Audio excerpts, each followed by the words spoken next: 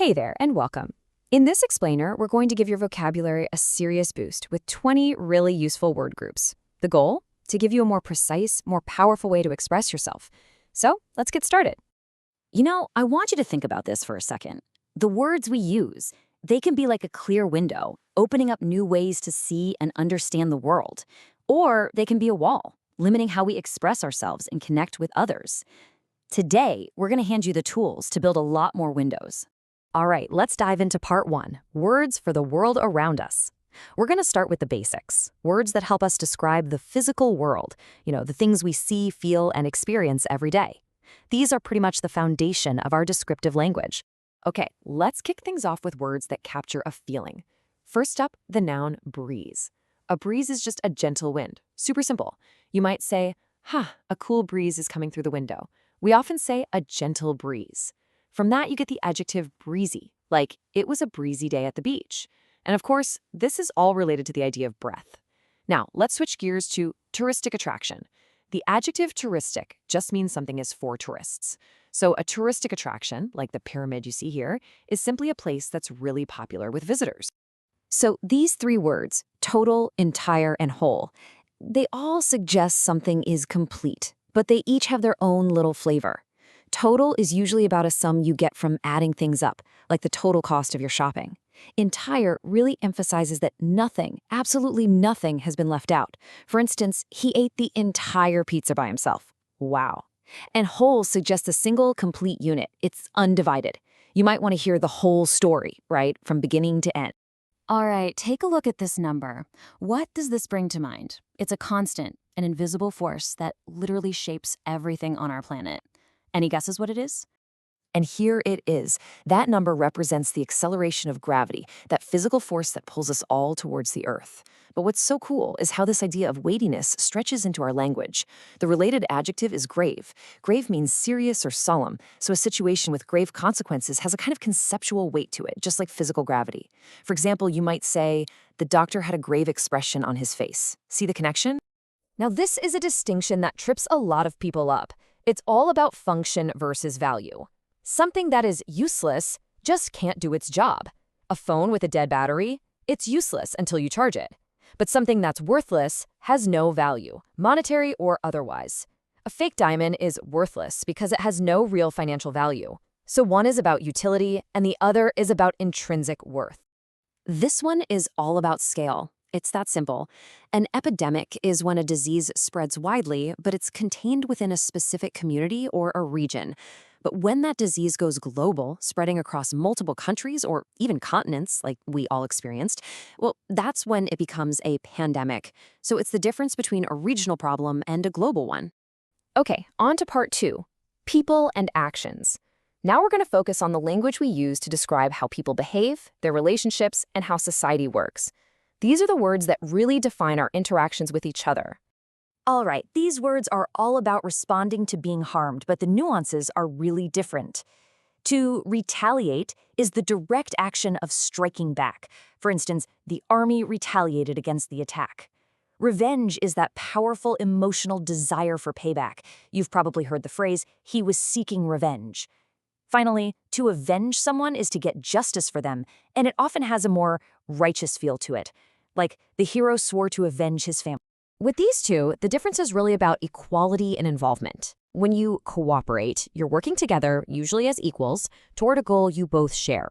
Like, the 2 departments cooperated on the report. But when you assist someone, you're helping or supporting them. They're often the one leading the effort. A common way you hear this is to assist with an investigation. This one's all about who's in control. A traveler is someone on a journey, right? They're actively moving, exploring. A passenger, on the other hand, is just being transported by something else, a bus, a train, a plane. So you could say the traveler is the one doing the journeying, while the passenger is just being carried along. Okay, here are 3 really important ways to describe a person's status or character. A civilian is just someone who isn't in the military or the police. During a war, aid groups often focus on protecting civilians. An innocent person is someone who is free from guilt or blame. You'd hear, the jury found him innocent of all charges. And a naive person, well, they lack experience or good judgment about the world. For example, it was naive of me to think he would just give the money back. And for our final section, we are moving into the abstract world. the world of concepts, structures, and formal systems. These are the words that we use to build arguments and societies. This word family is just great. It's all built around the simple act of thinking. So the verb to consider means to think carefully about something. I'll consider your offer. The adjective considerate means you're thoughtful of other people's feelings. It was very considerate of you to call. A consideration is a factor you think about when you're making a decision. For example, safety was our main consideration. And to reconsider is exactly what it sounds like, to think about something again. I had to reconsider my decision. So what's the difference here? Well, it's action versus suggestion. An initiative is the power or the opportunity to act first. We praise people for taking the initiative to start something new. A proposal, on the other hand, is the actual plan that you suggest to others for that new thing. So you could say the initiative is the spark and the proposal is the blueprint. Let's talk business for a second, because these two key terms get confused all the time. Revenue is the total income a company makes from its sales. It's all the money coming in. Turnover, though, can be a little tricky. It can mean total sales, but it more often refers to the rate at which something is replaced. For instance, a company could have high employee turnover, which means people are leaving their jobs pretty frequently. Or a shop could have high inventory turnover, meaning their stuff sells out really fast. This slide shows a legal sequence perfectly. First, the authorities accuse someone of a crime. That's the formal charge. Then, if they're found guilty, a judge will condemn their actions, which is an official statement of their guilt. And finally, that person is sentenced to a specific punishment, like a fine or time in prison.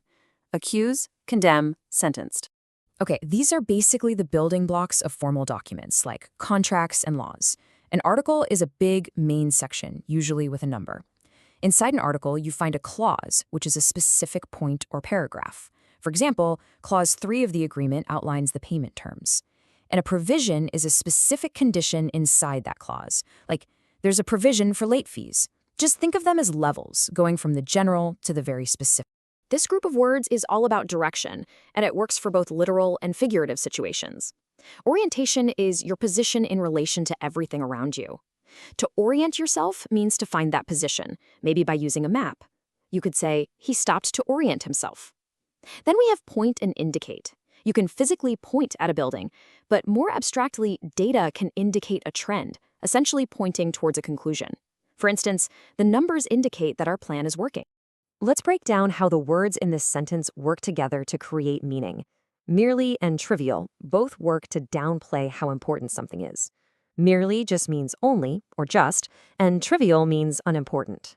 So they tell us the mistake seemed really small at first, which creates this powerful contrast when you read about the serious consequences that happened later.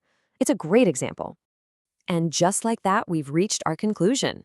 We've gone from words for the physical world to words about human actions, and then all the way to the abstract ideas that shape our systems. Now it's time to put it all together.